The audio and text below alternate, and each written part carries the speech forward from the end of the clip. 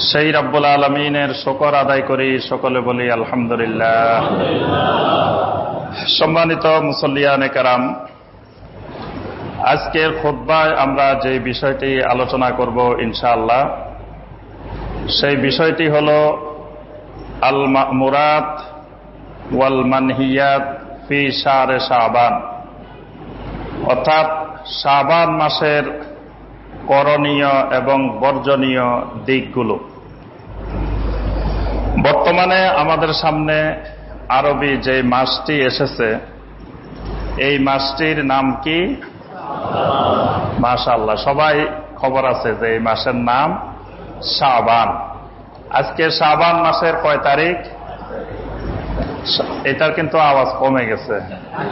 শাবান মাস যতটুকু পারছেন, কিন্তু 8 তারিখ এটা কম পাওয়া গেছে। বোঝা গেছে যে আপনারা এখন সৃজনশীলে অভ্যস্ত না। বর্তমান পরীক্ষা পদ্ধতি কি সৃজনশীল পরীক্ষা পদ্ধতি না। আগের যুগের আপনাদের আমলের পরীক্ষা কিন্তু এখন নাই। এজন্য এবার যে ফলাফল বিপর্যয়, নতুন ধারার প্রশ্ন, নতুন ধারার খাতা দেখা। আজকের যুগের দিনই আলোচনা তো হবে সৃজনশীল নাকি? যদি আমরা থাকি সেই পুরানা মডেলে, আর আজকের যুগ হয় আপনার কম্পিউটারের যুগ, ইন্টারনেটের যুগ, সৃজনশীলের যুগ, তাহলে তো আমরা পিছিয়ে থাকলাম। আমরা কিন্তু আলোচনার শুরুতেই বলছি যে 1438 হিজরি সনের 8 শাবান তারিখে। সৃজনশীলের নিয়মে হলো এটা, প্রশ্নের উত্তর কিন্তু আগে আছে, পরে আপনি বের করবেন ওখান থেকে প্রশ্নের উত্তরটা। তা আমরা কিন্তু প্রথমেই বলে দিছি, পরে জিজ্ঞাসা করছি যে আজকে শাবান মাসের কয় তারিখ। তাহলে বোঝা গেল সৃজনশীল এখনো বুঝতে পারেন নাই, আর আগের কথাটা মনোযোগ দিয়ে শুনেন নাই। শাবান মাসের কয় তারিখ বলছি, এই জন্য 8 তারিখ বলতে পারিনি। এই মাসটি গুরুত্বপূর্ণ একটি মাস, শাবান মাস। এই মাসের পূর্ববর্তী মাসের নাম কি? জি, রজব। এর পরবর্তী মাসের নাম কি? রমাদান। সুবহানাল্লাহ। এর আগের মাস তো অতিবাহিত হয়ে গেছে। পরবর্তীতে যে মাসটি আসতেছে, এই মাসটির নাম হলো শাহরে রমাদান, রমাদান মাস। বছরের 12টি মাসের মধ্যে সবচেয়ে গুরুত্বপূর্ণ, সবচেয়ে ফজিলতময়, সবচেয়ে মোবারকময় যেই মাসটি, সেই মাসটি হলো শাহরে রমাদান, রমাদান মাস। এই মাসটি উম্মতে মুহাম্মদী সাল্লাল্লাহু আলাইহি ওয়াসাল্লামের জন্য আল্লাহ রাব্বুল আলামিনের পক্ষ থেকে প্রদত্ত এক মহা নিয়ামত। সুবহানাল্লাহ। পূর্ববর্তী জাতিকে আল্লাহ পাক সিয়াম ফরজ করেছেন, রোজা ফরজ করেছেন, কিন্তু তাদেরকে আল্লাহ সুবহানাহু ওয়া তাআলা রমাদান মাসের মতো এরকম কোন নিয়ামতময়, বরকতময় মাস দেন নাই। সুবহানাল্লাহ। এটা শুধু আমাদেরকে দিয়েছেন। আমাদের প্রতি আল্লাহ পাকের বিরাট নিয়ামত শাহরে রমাদান। অন্য উম্মতদেরকে আল্লাহ সুবহানাহু ওয়া তাআলা সিয়াম দিয়েছেন, অনেক ফজিলতময় আমল দিয়েছেন, কিন্তু লাইলাতুল কদর দেন নাই। সুবহানাল্লাহ। এটা আমাদেরকে শুধু আল্লাহ সুবহানাহু ওয়া তাআলা দিয়েছেন। তাহলে যেই মাসটি আমাদের পরবর্তীতে আসতেছে, রমাদান মাস, সেই মাসের জন্য কিছু প্রস্তুতির দরকার আছে না? যদি বলা হয় যে আগামী মাসে আমাদের বাংলাদেশে আমেরিকার বর্তমান প্রেসিডেন্ট আসবেন, বর্তমান প্রেসিডেন্টের নাম কি? মাশাআল্লাহ, এই ব্যাপারে সবার মোটামুটি নলেজ আছে। তাহলে বর্তমান প্রেসিডেন্ট আমাদের বাংলাদেশ সফরে আসবেন 1 মাস পরে। তাহলে ওই মাস, ওই সফরকে কেন্দ্র করে এর আগ থেকে আমরা প্রস্তুতি নিতে শুরু করি না? রাস্তাঘাট সব পরিষ্কার হয়ে যায়, রাস্তার দুই পাশে কত পতাকা উঠতে থাকে, রাস্তাঘাটে আমরা রোদের মধ্যে অনেক কষ্ট করে গাড়ির মধ্যে বসে থাকি শুধু মেহমানের যাওয়ার রাস্তা পরিষ্কার করার জন্য। আমরা সব কষ্ট স্বীকার করেও মেহমানকে সম্মান করতেছি, মেহমানের যাতে নির্বিঘ্নে নিরাপদে আসা যাওয়ার সব ব্যবস্থাপনা করতেছি। তো দুনিয়ার একজন মেহমানের ব্যবস্থাপনা যদি এত কিছু করতে হয়, মেহমান কি খাবে, কোথায় থাকবে, কোন বেলায় মেনু কি হবে, বাংলাদেশের প্রধান প্রধান খাবার কোনগুলো, কোন খাবার দিলে মেহমান বেশি খুশি হবে, কত আপনার গবেষণা রিসার্চ করে আমরা এত কিছু মেহমানদারির ব্যবস্থা করি। তাহলে মাহে রমাদান, শাহরে রমাদান আসতেছে আমাদের সামনে। এটার জন্য এরকম প্ল্যান প্রোগ্রাম এরকম সব কিছু সাজাইতে হবে না। এই সাজানোর কাজটাই হলো এই শাবান মাসের মূল কাজ। আমাদের আজকের আলোচনার যে বিষয়বস্তু, যে এই শাবান মাসের করণীয় বর্জনীয়, এই করণীয় বর্জনীয় যদি সবগুলাকে আমরা এক কথায় বলি, এটার উত্তর হলো রমাদান মাসের প্রস্তুতির জন্য যা করা দরকার সেটাই এই মাসের করণীয়। আর ওই রমাদান মাসের নিরাপত্তার জন্য, রমাদান মাসে আমার আমল যাতে নির্বিঘ্নে আমরা করতে পারি, তার জন্য প্রতিবন্ধক যেগুলো আছে সেগুলো দূর করাটাই হলো এই মাসের বর্জনীয়। আমরা কয়েকটা পয়েন্টে আলোচনা করব যে এই শাবান মাসের আমাদের কি কি করণীয়। 1 নম্বর যে করণীয়টি, সেটি হলো এই শাবান মাসে নবী সাল্লাল্লাহু আলাইহি সাল্লাম আমাদেরকে শিক্ষা দিয়েছেন বেশি বেশি সিয়াম পালন করা। শাবান মাসের 1 নম্বর করণীয় বিষয় শাবান মাসে বেশি বেশি রোজা রাখা। এটা হলো 1 নম্বর কাজ। মুত্তাফাকুন আলাইহি হাদিস, অর্থাৎ সহিহ বুখারী এবং সহিহ মুসলিম, 2 গ্রন্থে একই সনদে একই রিওয়ায়াতে যে হাদিসগুলো আসে এগুলোকে বলা হয় মুত্তাফাকুন আলাইহি। অর্থাৎ মুত্তাফাকুন আলাইহি হইলে সেই হাদিসটার গুরুত্ব আরো বেড়ে যায়, মানে সহিহর মধ্যে আরো গুরুত্ব বেড়ে যায় যখন সেটা মুত্তাফাকুন আলাইহি হয়। আয়েশা রাদিয়াল্লাহু তাআলা আনহা হাদিসটি বর্ণনা করেছেন। আয়েশা রাদিয়াল্লাহু তাআলা আনহা আমাদের কি হয়? সবার মনে হয় না কিছু, যে আমাদের আম্মাজান। এই আম্মাজান বলতে এত আপনি হীনমন্যতায় ভুগলে তো হবে না, এটা ইমানি আম্মা, এবং এটা বুক ফুলাই বলবেন যে আমাদের আম্মাজান আয়েশা রাদিয়াল্লাহু তাআলা আনহা। আল্লাহু আকবার, এমন মায়ের সন্তান হতে পেরেছেন, এটাই তো জীবনে বিরাট গর্বের বিষয়। আল্লাহু আকবার। যেই মা 2270টি হাদিস বর্ণনা করেছেন, যেই মা এত বড় একজন মুহাদ্দিস মা, সেই মায়ের সন্তান আমরা কিন্তু কোনো মূর্খ মায়ের সন্তান না, জাহেল মায়ের সন্তান না। আমাদের মায়েরা এক একজন বড় বড় মুহাদ্দিসা, বড় বড় হাদিসের ওস্তাদ। আয়েশা রাদিয়াল্লাহু তাআলা আনহার কাছে শত শত সাহাবায়ে কেরাম, হাজার হাজার তাবেঈনে কেরাম, তারা এসে ইলমে হাদিস শিখতেন, ফিকহি মাসালা মাসাইল শিখতেন। এই উম্মতের বড় একজন আলেমা, বড় একজন আলেম আমাদের আম্মাজান আয়েশা রাদিয়াল্লাহু তাআলা আনহা। তিনি এই হাদিসটি বর্ণনা করেছেন। আয়েশা রাদিয়াল্লাহু তাআলা আনহা বলেন, লাম ইয়াকুনিন নাবিয়্যু সাল্লাল্লাহু আলাইহি ওয়াসাল্লাম ইয়াসুমু মিন শাহরিন আকসারা মিন শাবান। আয়েশা রাদিয়াল্লাহু তাআলা আনহা বলেন, নবী সাল্লাল্লাহু আলাইহি ওয়াসাল্লামকে আমি এই শাবান মাস ব্যতীত অন্য কোন মাসে আর এত বেশি সিয়াম পালন করতে আমি দেখতাম না। সুবহানাল্লাহ। অর্থাৎ রমাদানের পরে বাকি যে 11 মাস, এই 11 মাসের মধ্যে আমি কোনোদিন নবী সাল্লাল্লাহু আলাইহি ওয়াসাল্লামকে এত বেশি রোজা রাখতে, এত বেশি সিয়াম পালন করতে আমি আর দেখি নাই। ফা ইন্নাহু কানা ইয়াসুমু শাবানা কুল্লা। আমি দেখতাম নবী সাল্লাল্লাহু আলাইহি ওয়াসাল্লাম এই শাবান মাসের, পূর্ণ শাবান মাসে সিয়াম পালন করতেন। সুবহানাল্লাহ, পুরো শাবান মাসে রোজা রাখতেন। আরেকটি বর্ণনা এসেছে, বা ইন্নাহু ইয়াসুমু শাবানা ইল্লা কলিলা। শাবান মাসের শুধু কয়েকটা দিন বাদ দিয়ে বাকি সম্পূর্ণ মাস নবী সাল্লাল্লাহু আলাইহি ওয়াসাল্লাম সিয়াম পালন করতেন। সুবহানাল্লাহ। শাবানের শেষ দিকে গিয়ে নবী সাল্লাল্লাহু আলাইহি ওয়াসাল্লাম 2-1 দিন গ্যাপ দিতেন। কারণ গ্যাপ দেওয়ার কারণ হলো যাতে রমাদান আর শাবান মিশে না যায়। 2 মাস। রমাদান মাসের রোজা হলো কি সুন্নত। মাশাআল্লাহ, এইটাকে বলে মানে ইমানি বিষয় এবং যে ইমানি এলেম, যে সুন্নত বললে ইমাম সাহেব যদি ভুল করে সাথে সাথে ধরাই দিতে হবে। নামাজে ইমাম সাহেব 2 রাকাত 3 রাকাত পড়ে বসে গেছে, নামাজ হলো 4 রাকাত। আপনি যদি বলেন না ইমাম সাহেব যা কয় তাই ঠিক আছে, হবে? ইমাম সাহেব যদি 3 রাকাত পড়ে বসে যায়, আপনি পিছন থেকে চিৎকার দিয়ে উঠবেন যে ইমাম সাহেব খবরদার, নামাজ 4 রাকাত, আপনি যেটা করছেন ভুল করছেন।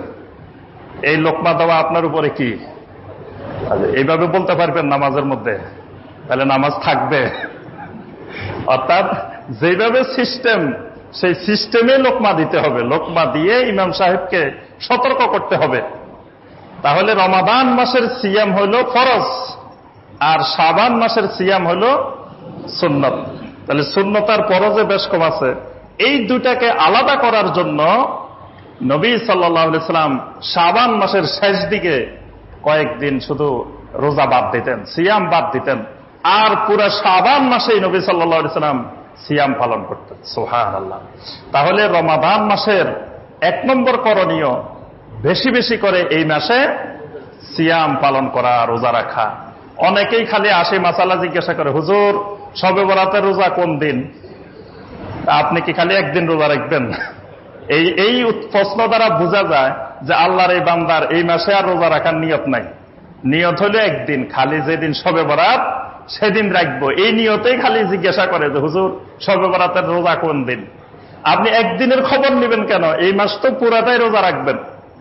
আর পুরাটা না পারলে আপনি 13, 14, 15 এই 3 দিন তো মিনিমাম থাকবেন। আরেকটু যদি আপনার ইমানের কোয়ালিটি, আমলের কোয়ালিটি ভালো হয়, তাহলে এই মাসের প্রতি সোমবার, প্রতি বৃহস্পতিবার এই 2 দিন আপনি সিয়াম পালন করেন। এর থেকে বেশি যদি আপনি ইমানের অধিকারী হন, আমলের অধিকারী হন, তাহলে আরো বেশি বেশি বিভিন্ন দিন, যেদিনই একটু সুবিধা পান, যেদিনই একটু ভালো লাগে, আপনি শরীর সুস্থ থাকতে, অসুস্থ হওয়ার আগে শরীরে শক্তিটা থাকতে কাজে লাগাই ফেলান। কোন সময় অসুস্থ হয়ে যাবেন, কোন সময় দুনিয়া থেকে চলে যাবেন, এটার কোনো নিশ্চয়তা নাই। তাহলে এই শাবান মাসে বেশি বেশি, যার পক্ষে যতটুকু সম্ভব বেশি বেশি করে রোজা রাখা, সিয়াম পালন করা, এটা হলো শাবান মাসের 1 নম্বর কাজ। শাবান মাসের 2 নম্বর কাজ সেটি হলো ইমানের চিকিৎসা করা, ইমানের ট্রিটমেন্ট করা। ইমানের যে সকল ভাইরাস, ইমানের যে সকল রোগ ধরে আছে, এই রোগগুলার জন্য চিকিৎসার ব্যবস্থা করা, এটা হলো শাবান মাসের 2 নম্বর কাজ। আমাদের ইমানের মধ্যে কি ভাইরাস আছে, রোগ আছে? অনেকের নাই, আলহামদুলিল্লাহ। যাদের নাই তো ভালো, কিন্তু আমি মনে করি আমারও আছে, এবং এখানে যত মুসল্লি আছে সবাইরই আছে। একজনও ইমানের রোগ নাই এইরকম মুসল্লি এই মসজিদে নাই। সবার রোগ আছে। রোগ হয়তো কারোটা কম, কারোটা বেশি। এখন কথা হলো ইমানের যে রোগ হয় এটাই তো জানি না। রোগ জানলেই তো, রোগের লক্ষণ দেখলেই তো বুঝবো যে আমার রোগ হয়েছে না না হয়েছে। এখন রোগের লক্ষণই জানি না, তো রোগ আছে না নাই বুঝবো কিভাবে? ইমানি রোগ এটা সবারই আছে। ইমানের অনেকগুলা রোগের কথা কোরআন এবং হাদিসে আছে। তোর মধ্যে বড় বড় কয়েকটা রোগ আছে, যে রোগগুলো খুবই মারাত্মক। এগুলো এইডস এর মতো, ক্যান্সারের মতো, তারপর আপনার হার্ট অ্যাটাকের মতো, ব্রেন স্ট্রোকের মতো রোগ, বড় বড় রোগ। এইগুলা হইলে, ব্রেন স্ট্রোক হইলে যেমন রক্ত চলাচল বন্ধ হয়ে যায়, হার্ট অ্যাটাক হইলে যেমন রক্ত চলাচল বন্ধ হয়ে যায়, তারপরে ক্যান্সার হইলে যেমন আস্তে আস্তে শরীরের বিভিন্ন অঙ্গকে অচল করে দেয়, এইডস হলে যেমন পুরা শরীরের রোগ প্রতিরোধ ক্ষমতা নষ্ট করে দেয়। এই রোগগুলা যাকে ধরবে, আস্তে আস্তে আস্তে তার ইমান, আমল সব কিছুকে বরবাদ করে দিবে। এরকম বড় বড় কয়েকটা রোগ আছে। দেখি এইসব রোগের নাম বলতে পারেন কিনা? 2-1টা বলেন। জি, মাশাআল্লাহ, একটা বলছে। যে একটা ইমানের রোগের, বড় রোগের নাম হলো শিরক। ইমানের একটা বড় রোগের নাম শিরক। একটা বড় রোগের নাম কুফর। একটা বড় রোগের নাম নেফাক। একটা বড় রোগের নাম জাইগ। একটা বড় রোগের নাম শাক। আজকে এই 5টাই মুখস্থ করেন আস্তে আস্তে প্রতিদিন। আজকে পড়া আবার বেশি দিয়ে ফেললে দেখা যাবে যে বেশি শিখতে যাই, একটাও শিখতে পারলেন না। একটা বড় রোগের নাম শিরক, একটা বড় রোগের নাম কুফর, একটা বড় রোগের নাম নেফাক, একটা বড় রোগের নাম জাইগ, আর একটা বড় রোগের নাম শাক। এই 5টা আপাতত মনে রাখেন। এই 5টা হলো ইমানের সবচেয়ে বড় বড় রোগ। এই রোগে যদি ধরে তাহলে ইমান, আমল, দুনিয়া, আখিরাত সব বরবাদ। এই রোগে যদি ধরে। এখন এই রোগ আছে না নাই বুঝবেন কিভাবে? আপনার হাতের রোগ আছে না নাই বুঝার কিছু লক্ষণ আছে না? বোঝার লক্ষণ হলো আপনার প্রেসার কি বাড়ি যায় না কমে যায়, এটা বুঝতে হবে, এটা একটা লক্ষণ। তারপরে আপনার কোলেস্টেরল বেশি না কম, এরকম অনেকগুলো লক্ষণ আছে। লক্ষণ দেখলে বোঝা যায় যে না। ডাক্তারেরা কিন্তু পরীক্ষা করার আগে লক্ষণ দেখে বুঝেন যে তার কি কি রোগ হতে পারে, কোন জায়গায় সমস্যা হতে পারে। আপনার আমার রোগ আছে কিনা এটা বুঝারও এরকম কিছু লক্ষণ আছে। এটা বুঝার লক্ষণ হল আপনি ফজরের জামাতে আসতে পারেন কি পারেন না।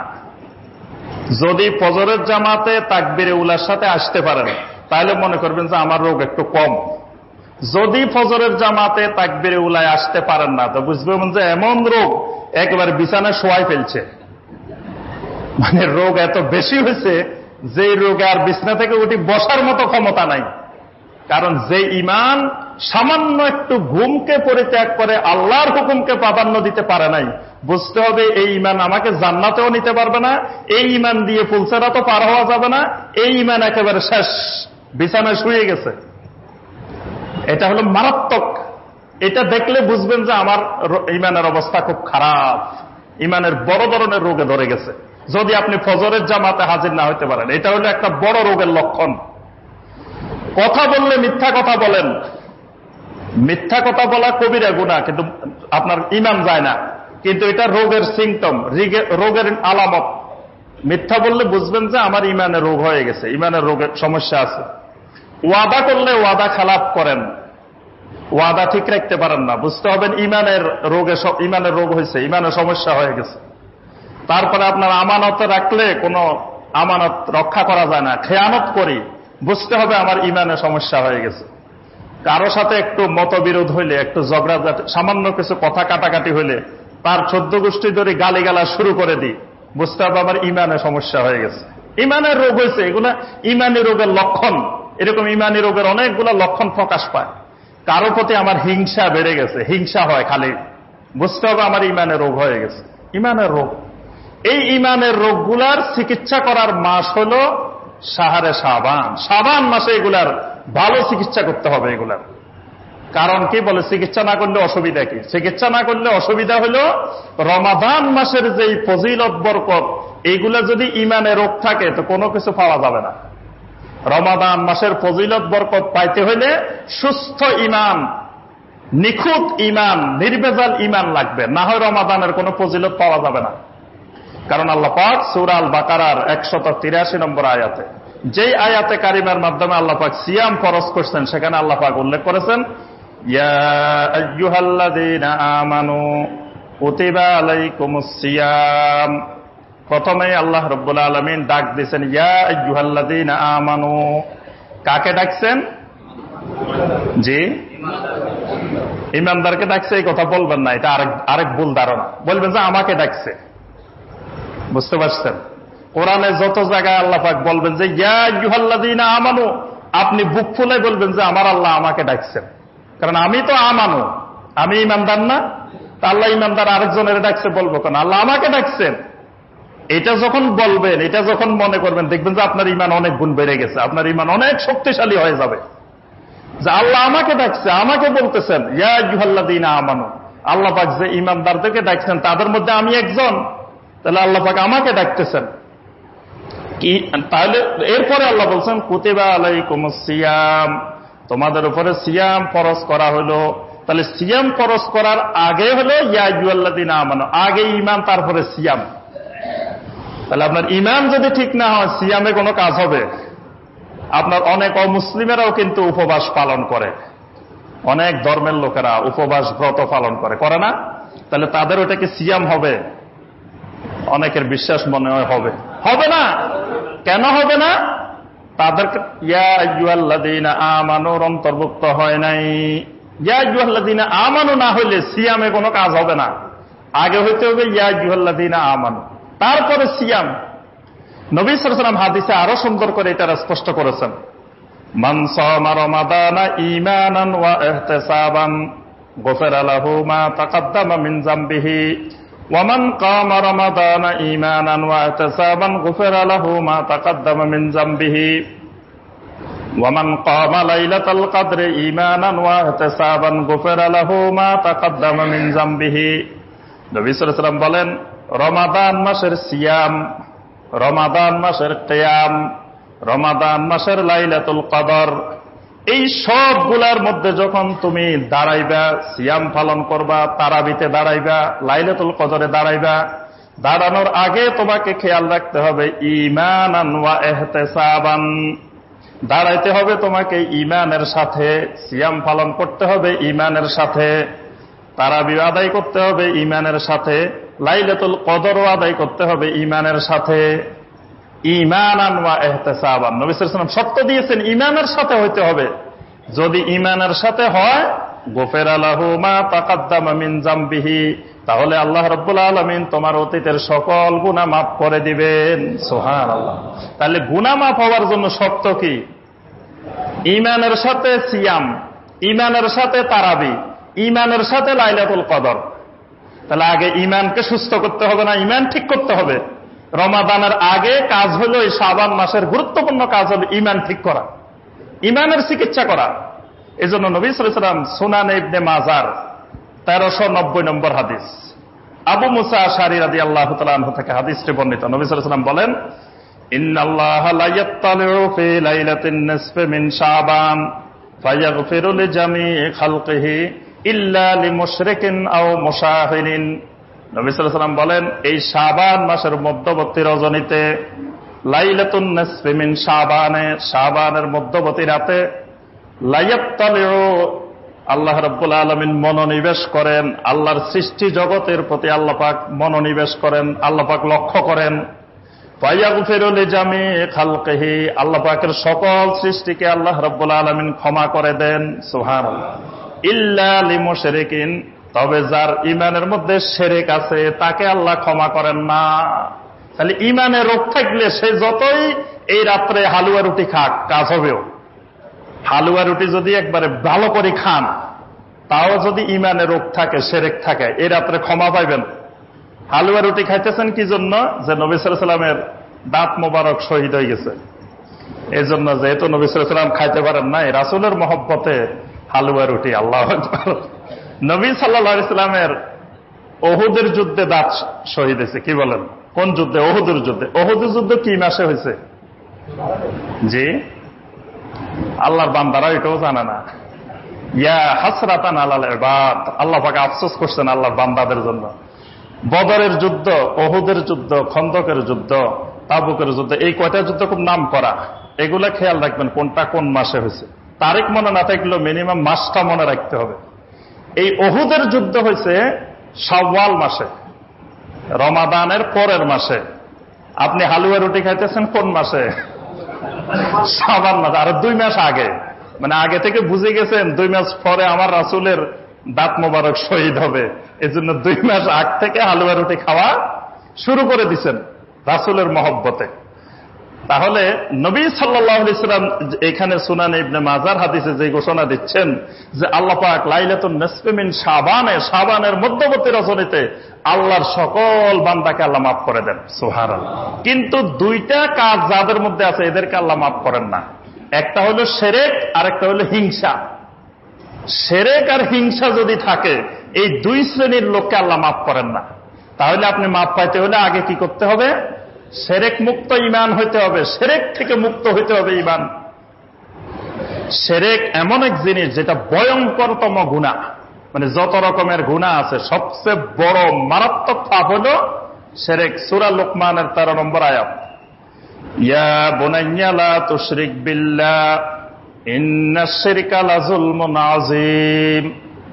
লোকমান আলাইহিস সালাম তার সন্তানকে বলছেন, ইয়া বুনাইয়া লা তুশরিক বিল্লাহ, ও আমার প্রিয় সন্তান, খবরদার আল্লাহর সাথে শিরক করিও না, কারণ ফাইন্নাশ শিরকা লাযুলমুন আযীম, শিরক হলো জুলমে আযীম। শিরক হলো সবচেয়ে বড় ধরনের জুলুম, বড় ধরনের গুনাহ, বড় ধরনের পাপ। শিরক হলো জুলমে আযীম। এটার মতো গুনাহ, এটার মতো জুলুম আল্লাহর জমিনে আর দ্বিতীয়টা নাই। কারণ এই জমিন আল্লাহর, জমিনের সব আল্লাহর। সেখানে আপনি যদি আল্লাহর সাথে অন্য কাউকে মালিকানা বানাই দেন, তাহলে এটা বড় জুলুম।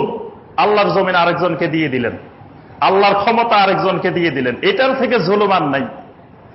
আব্দুল্লাহ ইবনে মাসউদ রাদিয়াল্লাহু তাআলা আনহু নবী সাল্লাল্লাহু আলাইহি ওয়াসাল্লামকে গিয়ে জিজ্ঞাসা করলেন, ইয়া রাসূলুল্লাহ সাল্লাল্লাহু আলাইহি ওয়াসাল্লাম, আইয়ুয যামবি ইনদাল্লাহি আকবার, আল্লাহ রাব্বুল আলামিনের কাছে কোন গুনাহটা সবচেয়ে মারাত্মক? নবী সাল্লাল্লাহু আলাইহি ওয়াসাল্লাম বললেন, আনতা জাআলা লিল্লাহি নিদ্দান ওয়া হুয়া খালাকাক, যে আল্লাহ রাব্বুল আলামিন তোমাকে সৃষ্টি করেছেন সেই আল্লাহর সাথে কাউকে সমকক্ষ নির্ধারণ করা, এটাই হলো আল্লাহ রাব্বুল আলামিনের কাছে সবচেয়ে বড় অপরাধ। অর্থাৎ শিরকটাই হলো সবচেয়ে বড় অপরাধ। শিরকের গুনাহ এমন গুনাহ, আল্লাহ পাক শিরকের গুনাহ মাফ করেন না। সূরা আন-নিসার 48 নম্বর আয়াত আল্লাহ পাক ইরশাদ করেন, ইন্নাল্লাহা লা ইয়াগফিরু আন ইউশরাকা বিহি ওয়া ইয়াগফিরু মা দুনা যালিকা লিমান ইয়াশা ওয়া মান ইউশরিক ফাকাদ ইফতারা ইসমান আযীমা।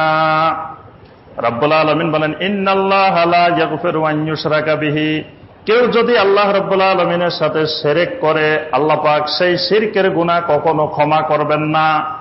ওয়া ইয়াগফিরু মা দুনা যালিকা লিমান ইয়াশা, অন্যান্য গুনাহ আল্লাহ রাব্বুল আলামিন ইচ্ছা করলে ক্ষমা করে দিতে পারেন। সুবহানাল্লাহ।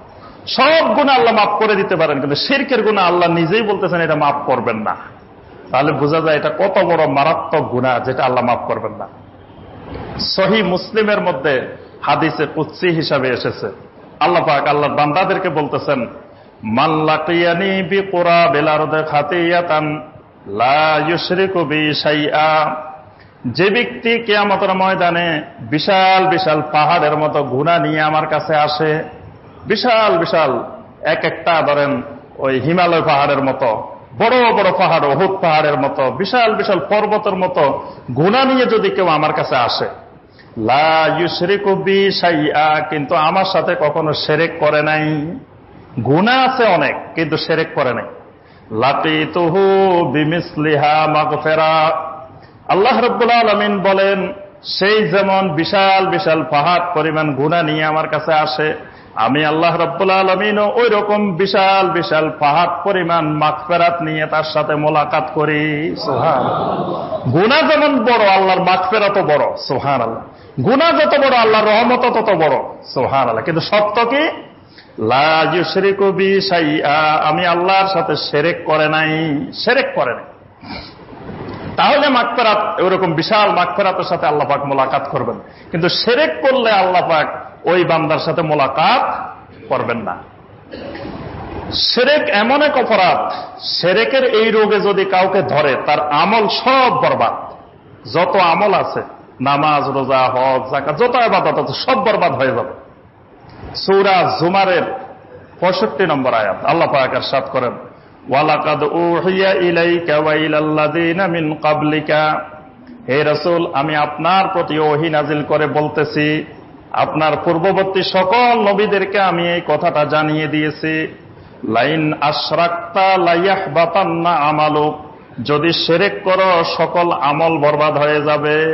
যদি শিরক করো, ওই শিরক এমন রোগ যে রোগে পুরা শরীর পুরা ঈমান নষ্ট করে দিবে, সকল আমল বরবাদ, কোনো আমল তোমার কাজে আসবে না। শিরক এমন এক অপরাধ যেই শিরক করলে আল্লাহর জান্নাত আল্লাহ হারাম করে দেন। কারণ আল্লাহর এই জমিন সম্পূর্ণ একক মালিকানা আল্লাহ। তা আপনি আমি যদি আল্লাহর জমিনে আরেকজনকে হকদার বসাই, তো জান্নাতেও আল্লাহ সুবহানাহু ওয়া তাআলা আমাকে আপনাকে, পুরো জান্নাতের মালিক আল্লাহ, সেই জান্নাতে আল্লাহ রাব্বুল আলামিন আমাকে আপনাকে ঢুকতে দিবেন না। সূরা আল মায়েদার 72 নম্বর আয়াত আল্লাহ পাক ইরশাদ করেছেন, ইন্নাহু মান ইউশরিক বিল্লাহি ফাকাদ হারামাল্লাহু আলাইহিল জান্নাহ ওয়া মাওয়াহুন নার ওয়া মা লিয-যালিমিনা মিন আনসার। আল্লাহ পাক বলেন, কেউ যদি আমার সাথে শিরক করে, ফাকাদ হারামাল্লাহু আলাইহিল জান্নাহ, আল্লাহ পাক তার জন্য আল্লাহর জান্নাতকে হারাম করে দেন। আল্লাহর জান্নাত তার জন্য হারাম। সম্মানিত মুসল্লিয়ানে কেরাম, অথচ আমাদের আকীদার মধ্যে অসংখ্য শিরক, ইবাদতের মধ্যে শিরক, মুআমালাতের মধ্যে শিরক, আখলাকের মধ্যে শিরক, অসংখ্য, একটা দুইটা নয়, শত শত শিরকের মধ্যে আমরা ডুবে আছি। অথচ এই শিরক থেকে মুক্ত হওয়ার, ঈমানকে শিরক থেকে বাঁচিয়ে সুস্থ ঈমান, শিরক মুক্ত ঈমান করার কোনো পরিকল্পনা নাই, কোনো কাজ নাই, কিছুই নেই, খবরে নাই। খবর আছে শুধু হালুয়া রুটি কোন দিন বানাবো, হালুয়া রুটি খাবো, ঘুমাবো ভালো করে, এইসব খবর আছে। কিন্তু ঈমানের ট্রিটমেন্ট, ঈমানের চিকিৎসার কোনো খবর আমাদের নাই। এই জন্য মাহে রমাদানের আগে এই শাবান মাসে দ্বিতীয় নম্বর করণীয় হলো ঈমানকে শিরক মুক্ত করা। ইমানের আরেকটি রোগ হলো নেফাক, মুনাফিকি। মানুষের অন্তরে মুনাফিকের রোগ হয়। আল্লাহ পাক সূরা আল বাকারা 10 নম্বর আয়াতে আল্লাহ পাক বলছেন, ওয়াফি কুলুবিহিম মারাদুন ফাযাদাহুমুল্লাহু মারাদা। আল্লাহ পাক বলেন যে মুনাফিকদের অন্তরের মধ্যে রোগ হয়েছে, আল্লাহ সেই রোগ আরো বাড়াই দিয়েছে। এই রোগটা হলো নেফাকের রোগ, মুনাফিকের রোগ। এই মুনাফিকের রোগ অন্তরে যদি ঢুকে বোঝা যাবে কিভাবে? ওই যে নবী সাল্লাল্লাহু আলাইহি ওয়াসাল্লাম মুনাফিকের যে লক্ষণগুলা বলছেন, কথা বললে মিথ্যা কথা বলে, আমানত রাখলে খেয়ানত করে, ওয়াদা করলে ওয়াদার খেলাপ করে, কারোর সাথে তর্ক বিতর্ক হলে অশ্লীল ভাষা গালিগালাজ করে, তারপরে যে আসকালু সলাত আলাল মুনাফিকিন, ফজরের জামাতে আসতে পারে না। এইসব আলামতগুলো যদি দেখা যায় তাহলে বুঝতে হবে আমার ইমানকে নেফাকের রোগে ধরছে। আরেকটা বড় রোগ হলো জাইগ, বক্রতার রোগ, বাঁকা হয়ে যাওয়া।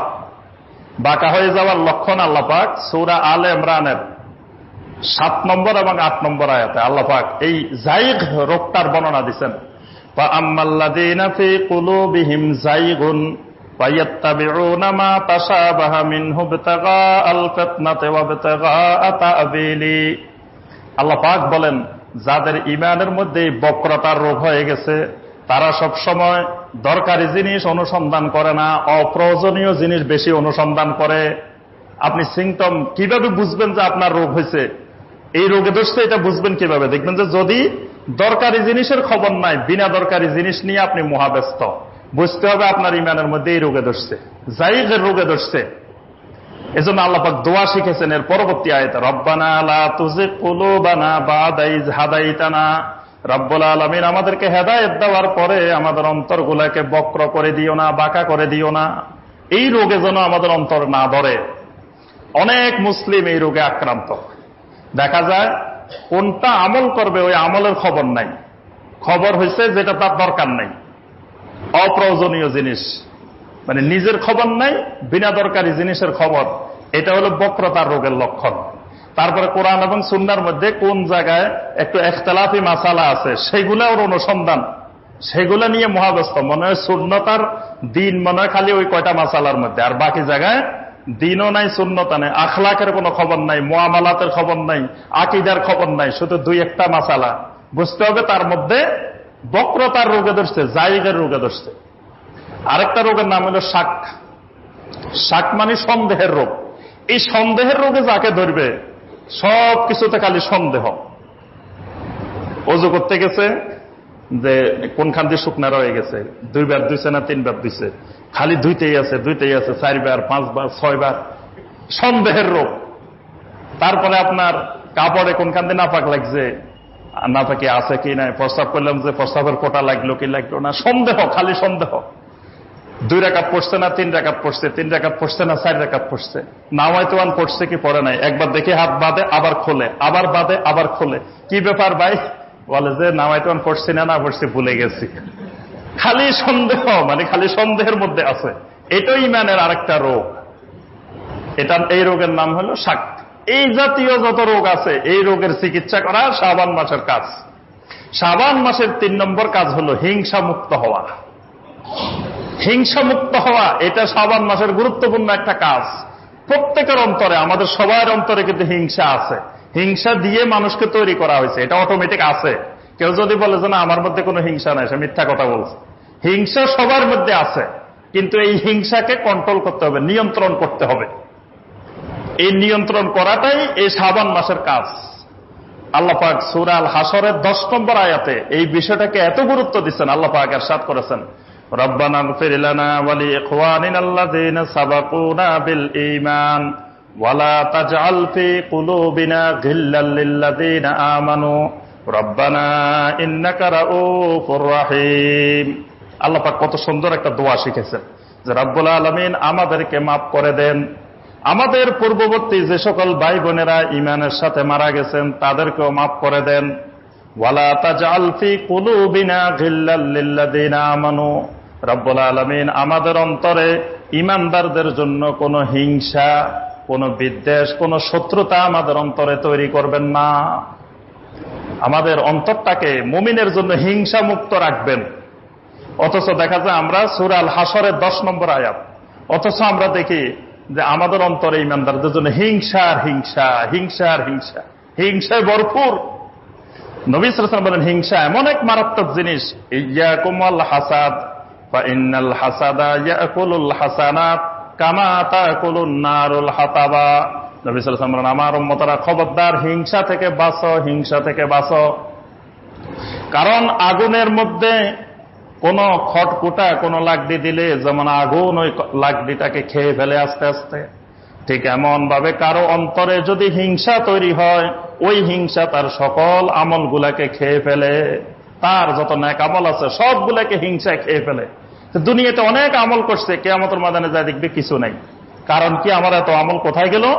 ওই আমল সব হিংসায় খাই ফেলছে। নবী সাল্লাল্লাহু আলাইহি ওয়াসাল্লাম বলেন, প্রত্যেক সোমবার এবং প্রত্যেক বৃহস্পতিবার আল্লাহ পাক জান্নাতের দরজাগুলো খুলে দেন। সুবহানাল্লাহ। আর প্রত্যেক বান্দাকে আল্লাহ ক্ষমা করে দেন, প্রত্যেক মুমিন বান্দাকে ক্ষমা করে দেন। কিন্তু ওই বান্দাকে আল্লাহ ক্ষমা করেন না যেই বান্দার মধ্যে কানাত বাইনাহু ওয়া বাইনা আখিহি শাহনা, যেই দুইজন মুমিন এক ভাই আরেক ভাইকে হিংসা করে, এই দুজনকে আল্লাহ ক্ষমা করেন না। সোমবারেও করেন না, বৃহস্পতিবারেও করেন না। ফেরেশতাদেরকে আল্লাহ পাক বলেন, উনজুরু হাযাইনি হাত্তা ইয়াসতালিহা, উনজুরু হাযাইনি হাত্তা ইয়াসতালিহা, এই দুইজন যতক্ষণ পর্যন্ত সংশোধন না হয় ততক্ষণ পর্যন্ত অপেক্ষা করো। হিংসা মুক্ত যতক্ষণ না হয় ততক্ষণ অপেক্ষা করতে থাকো। তাহলে বোঝা যায়, হিংসা মুক্ত না হইলে এই লাইলাতুন নিসফে মিন শাবানের রাত্রিতে যত ইবাদত করেন আল্লাহ মাফ করবে না। স্পষ্ট নবী সাল্লাল্লাহু আলাইহি ওয়াসাল্লাম বলছেন যে মুশরিক আর হিংসুক এদেরকে আল্লাহ মাফ করবে না। তাহলে কয়টা গেল? 3 নম্বর করণীয় গেল যে হিংসা মুক্ত হওয়া। 4 নম্বর করণীয় যেটা, সেটি হল ভালোভাবে খালেসভাবে এই শাবান মাসে তাওবায়ে নাসুহা করা। কারণ রমাদান মাসের আমলগুলো করলে আল্লাহ পাক যে গুনাহ মাফ করবেন সেগুলো কোন গুনাহ? সগীরা গুনাহ, ছোট গুনাহ মাফ হবে আমলের দ্বারা। কিন্তু বড় গুনাহগুলা, কবিরা গুনাহগুলা মাফ হইতে হলে কি লাগবে? তওবা লাগবে। এই জন্য রমাদান আসার আগে, এই লাইলাতুন নিসফে মিন শাবান আসার আগে খালেসভাবে তাওবা করে নেওয়া। নবী সাল্লাল্লাহু আলাইহি ওয়াসাল্লাম উম্মতকে বলেন, ইয়া আইয়ুহান নাস তুবু ইলাল্লাহ, হে দুনিয়ার মানুষ আল্লাহর কাছে তাওবা করো। আমি নবী হয়ে, মাসুম হয়ে, ইন্নী আতুবু ইলাল্লাহি ফিল ইয়াউমি মিয়াতা মাররা, আমি দৈনিক 100 বার আল্লাহর কাছে তাওবা করি। সুবহানাল্লাহ। তাওবা হলো আম্বিয়াদের খাসলত, নবীওয়ালা খাসলত, নবীওয়ালা স্বভাব, যে বেশি বেশি আল্লাহর কাছে তাওবা করা। নবী সাল্লাল্লাহু আলাইহি ওয়াসাল্লাম মাসুম, আল্লাহ পাক আগের গুনাহ পিছনের গুনাহ সব মাফ করে দিয়েছেন, তারপরেও দৈনিক 100 বার, মিয়াতা মাররা 100 বার নবী সাল্লাল্লাহু আলাইহি ওয়াসাল্লাম বলতেছেন আমি তাওবা করি। তো নবী সাল্লাল্লাহু আলাইহি ওয়াসাল্লাম যদি 100 বার করেন, আমাদের কয় হাজার বার করা দরকার? যেখানে নবী সাল্লাল্লাহু আলাইহি ওয়াসাল্লামের একটা গুনাহও নাই, সেখানে যদি 100 বার হয়, তো যাদের জীবনে চলে গুনাহ, গুনার উপরে ভর করে জীবন চলে আমাদের, সকাল থেকে সন্ধ্যা পর্যন্ত গুনাহ আর গুনাহ, সব গণে শেষ করা যাবে, আমাদের গুনাহ গণে শেষ করা যাবে না। সেখানে আমরা কয়বার তওবা করা দরকার? এই জন্য এই শাবান মাসে আমরা কবিরা গুনাহগুলো থেকে তওবা করে নিই। 5 নম্বর করণীয় যেটা, সেটা হলো রমাদানের জন্য পরিকল্পনা করা। রমাদানের ইবাদতের পরিকল্পনা, ইবাদতের প্ল্যানিং এই শাবান মাসে করে ফেলা। রমজান মাসে ইবাদত বন্দেগী করতে হলে, ফাজাইল লাভ করতে হলে আপনি পরিকল্পনা মাফিক কাজ করতে হবে। পরিকল্পনা বিহীন দুনিয়াতে কোনো কাজ সুন্দরভাবে করা যায় না। তাহলে রমাদান মাসে আমি কিভাবে কোরআন তেলাওয়াত বাড়াই দিব, নফল নামাজ বাড়াই দিব, বিভিন্ন ইবাদত বন্দেগী বাড়াই দিব, সাদাকা বাড়াই দিব, এগুলো যে বাড়াবো, এই বাড়ানোর জন্য কি পরিকল্পনা লাগবে না? সময় বের করতে হবে। তাহলে এই সময়টা আমি কিভাবে বের করব? এই রুটিনটা শাবান মাসে করে ফেলতে হবে। এবং রমাদান মাস আসলে আমি এতেকাবে থাকবো, তো এতেকাবে যদি 10 দিন থাকি, তাহলে ওই 10 দিন আমার কার্যক্রম এগুলো ম্যানেজ করতে হবে না? আগে থেকে যদি কারো পরিকল্পনা না থাকে, এই লোক রমাদান মাসে কোনো ইবাদত করতে পারবে না। কারণ রমাদান মাস আসলে আমাদের ব্যস্ততা আরো বেড়ে যায়। ব্যবসায়ী যিনি সারা 11 মাস ব্যবসা করে, তার রমাদান মাস আসলে আরো বেড়ে যায়। তারপরে আলেম ওলামাদেরও ব্যস্ততা বেড়ে যায়, কারণ সারা বছর থেকে আমরা রমজান মাসে সাদাকা যাকাত বেশি কালেকশন করি, ব্যস্ততা বেড়ে গেছে। সবাই মানে যে যে পেশায় আছেন তার কিন্তু ব্যস্ততা রমাদান মাসে বেশি। তাহলে আগে থেকে যদি পরিকল্পনা না হয় যে আমি রমাদান মাসে ইবাদতের জন্য আমার প্রয়োজনে ওইদিকে কাজ কমাই দিব, এইদিকে বাড়াই দিতে হবে, অর্থাৎ ইবাদত বন্দেগীর জন্য পরিকল্পনা করা। জাকাত আদায়ের জন্য পরিকল্পনা করা, যে আমার জাকাতগুলো কিভাবে আদায় করব, কোথায় কোথায় দিব, কি করব, এগুলো আগে থেকে আপনি প্ল্যানিং করে নেওয়া, পরিকল্পনা করা, এটা শাবান মাসের কাজ। 6 নম্বর শাবান মাসের কাজ যেটা, এটা দিয়ে আমরা আলোচনা শেষ করব, সেটা হলো রমাদান পর্যন্ত যাতে পৌঁছতে পারি আল্লাহর কাছে দোয়া করা। কারণ আর অল্প কয়দিন, একেবারে হাতের নাগালে। এই সময় যদি আমরা মরে যাই তো রমাদানের কাছে এসে রমাদান পাইলাম না। এই জন্য আমাদের সালফে সালেহিনেরা, সাহাবায়ে কেরাম, তাবেঈনে কেরাম, তাবেঈনে কেরাম, আইম্মায়ে কেরাম সবসময় আল্লাহর কাছে দোয়া করতেন, এই শাবান মাস আসলে আল্লাহ যেহেতু আমাকে এই পূর্ণ 11 মাস অতিক্রম করে শাবান পর্যন্ত পৌঁছার তৌফিক দিছ, আল্লাহ রমাদান না দেখায় আমার মৃত্যু দিও না। সুবহানাল্লাহ। যে আমাকে রমাদান পর্যন্ত পৌঁছার তৌফিক দাও, যাতে আমি এত বড় ফজিলতময় মাসটা আমি পাই, এই মাসটা পাই আমি মৃত্যুবরণ করি, এটা আমার জীবনের শেষ রমাদানও হইতে পারে। আল্লাহর কাছে কান্নাকাটি করা, দোয়া করা রমাদান মাস পাওয়ার জন্য, এটাও শাবান মাসের একটি করণীয়। আমরা এই কাজগুলো করার চেষ্টা করব। এই কাজগুলো আমরা সবাই করতে প্রস্তুত আছি ইনশাআল্লাহ। আল্লাহ পাক আমাদের সবাইকে এই শাবান মাসের গুরুত্বপূর্ণ আমলগুলো করার তৌফিক দান করুন। আমাদের ইমানগুলোকে, যত রোগ আছে ইমানের সব রোগ থেকে আল্লাহ পাক মুক্ত করে আমাদেরকে কালবে সালিম, কালবে মুনিব বানিয়ে দিন। সুবহানাকা আল্লাহুম্মা বিহামদিকা আশহাদু আল্লা ইলাহা ইল্লা আনতা আস্তাগফিরুকা ওয়া আতুবু ইলাইক। আসসালামু আলাইকুম ওয়া রাহমাতুল্লাহি ওয়া বারাকাতুহু।